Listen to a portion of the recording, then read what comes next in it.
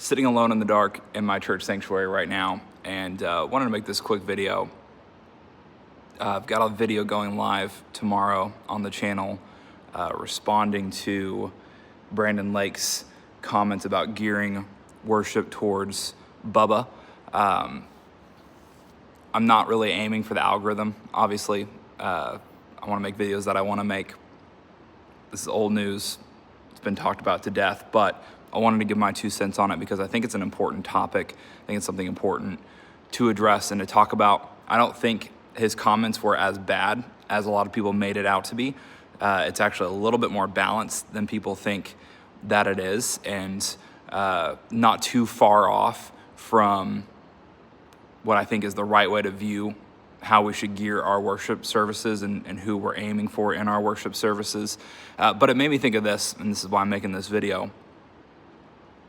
If you are going into ministry, or you are a new Christian looking for a church, one of the most important things that you can study, that you can dig into kind of as you think through all this and prepare, is ecclesiology. That's one of the top things that you should be studying, looking into. If you're looking for a church, if you're looking to pastor or lead a church or be an elder in a church, study ecclesiology. It is one of the most important things you will study for what you're looking for in a church or how you will run or think about doing church. Studying ecclesiology has really changed how I see ministry and how I understand what it means to be a part of a church and what it means to go to a church.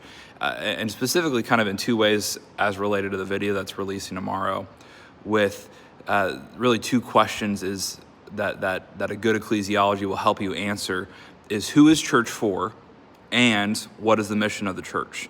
Ecclesiology answers both of those questions, and the answers to those questions will determine really what you're looking for in a church and how you'll do church. So for example, in the video tomorrow, and I won't spoil it too much, but going into like, who are we aiming for with our worship services?